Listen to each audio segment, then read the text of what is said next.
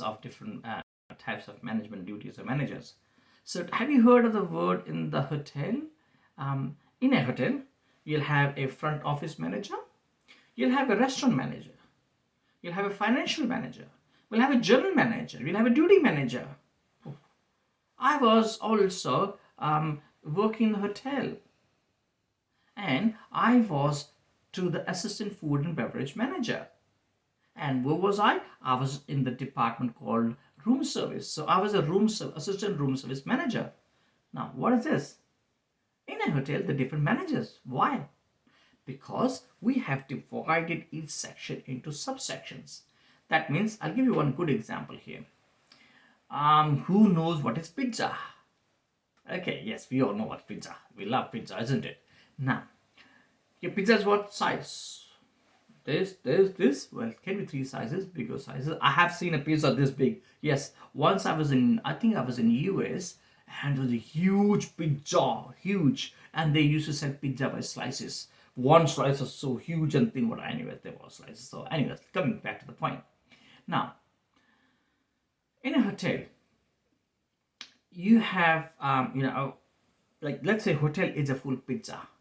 And the hotel means the task, the work that is there in the hotel. One slice, we divide the task into slices. So every slice has its own role to play. So when the customer comes, the front office manager makes sure that his section, when the customer comes and greeting and making sure the booking is done, and then when there's a guest check-in properly, luggage has been taken care, person sends everything, the doorman opens the door, the concierge takes and gives information, everything is done. That's the front office. Okay, done. And billing, whatever is done from the front office. Then person goes to eat food. They goes to restaurants. The restaurant manager takes care of that, his section, right?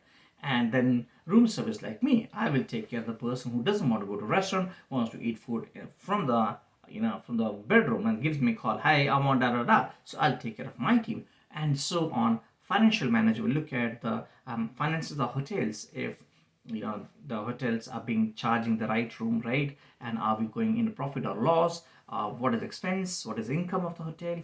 And then comes general manager, who has overall responsibility, big boss. He takes care for everything. That means he's responsible for whole pizza, right? He's not just for one section, he's responsible for every section. So that's how I believe this will give you example and understanding of different managers in the hotel, or as in a management. Okay, now how do we demonstrate or the classify managers? So we actually classify as per the levels. So as I said, front office manager, we have even if we have general manager, the assistant manager, then we have maybe head of the department, so will be front office manager, food and beverage manager, we have banqueting manager, we have housekeeping manager. Then we go further down levels, we have what's it called front office supervisor, we'll have kitchen supervisor, we'll have housekeeping supervisor. That goes down further, right? So they go as per the levels. Now also they also go as a range of activities they do in the organization. So what are different duties and activities? As I said, front office, housekeeping, they also go to them. Now for each level and range, you literally need different skills, because as I said, the general manager is overall, he must know what is happening in housekeeping, what are different functions and duties in housekeeping, and what if there's an issue, how to fix that. He must know finance, he must know food and beverage, he must know front office, everything, even reservations. So he needs to be overall. That's why big boss is there. He has experience and expertise, and he has a lot of skills over there. And then obviously there are skills, because he may be managing maybe 400 to 1000 people, you never know, isn't it?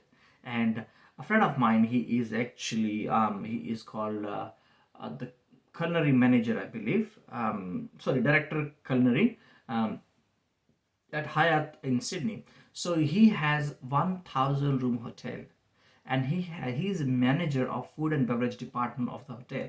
So I think he may have around 1000 employees, if not around that much. Well, at the moment they're not much because of the COVID. Otherwise, in 1000 room hotel, where we'll have around 12 to 15 restaurants, and Imagine, and the bars and whatnot, imagine how many people are working in each restaurant. So they also, so now we will be dividing it further into levels. First level manager, as I was telling you, supervisors. So they have having a direct contact with the employees producing goods or services. Now, I believe you would know by now what is goods and what is service. So this pen is actually a goods. So that's something I can tangible, I can touch, I can feel, I can use. It's made some in the factory, comes to me. But when it comes to service, it's what customer service. That means when you you call a hotel, you go to a hotel, you stay over there, and you use the hotel. And when you come back, what do you bring with you? You use the service, right? So you use the when the person speaks to you, the way they speak to you, the way they make things easier for you, it's a service. Wherein when you go and you buy a pen, it's a product. So we're trying to make it more tangible. That means touchable, feelable, not feelable, touchable. You can see and feel and touch. Wherein and sorry, in service, it's more of feeling, right? So we'll come to that point. So the first one is that first level managers, that you can actually directly interact with people who are working as I said, that front office supervisor, housekeeping supervisor. So that's first level. And then obviously you may have 2 or 3 supervisors before you have a manager on top. Okay. They're also known as supervisors. Obviously, they directly interact with the employees. But in tourism, there could be an area where first level managers directly deal with the customers. You never know, depending, because in tourism you can have a very you can say varied type of businesses, and you can have a responsibility of manager to have to them. Then comes middle level manager. Let's not just take hospitality and tourism, but yes, we will keep it because that's where we are coming from. So middle level managers are actually those who give directions to first level managers or supervisor. That means a supervisor reports to your middle level manager. So let's say your supervisor reports to assistant manager, assistant front office manager, assistant housekeeping manager, assistant food and beverage manager. That's where middle level management comes. So what does middle level management do? So middle level management, let's say in housekeeping department, there's so many hotel room, 1,000 rooms. Imagine for 1,000 rooms, you can't just have one supervisor, isn't it? So each floor may have one floor supervisor. So for those supervisors to give directions to those supervisors, let's say if there are 20 floors, so 20 supervisors, there's a lot of activity going on.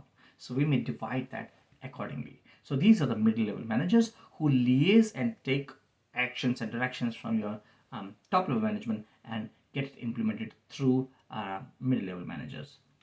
Now, then comes the top level managers or the executive general manager, board of directors, and they actually make the decision in a bigger way. So let's take this way. A restaurant manager, the highest decision that restaurant manager will take about what type of food and beverage can he sell in his restaurant, or how he wants the service for the day, how many staff will he implement, get on whatnot. But when it comes to general manager, his decisions could be, okay, how many rooms can I not sell today, or what are different new packages that can bring on whatnot. So if your restaurant manager has to do something, he needs to get approval. But general manager may also get approval, but general manager has a capacity to do lot many things, take bigger decisions, and he can see every department. So a restaurant manager will be only looking at his own department, right? So in the tourism, again, if the travel and tourism is there, so in tour and travels, when you're looking at it, you'll be looking at one section of your travel. Let's say you are only looking at north of India.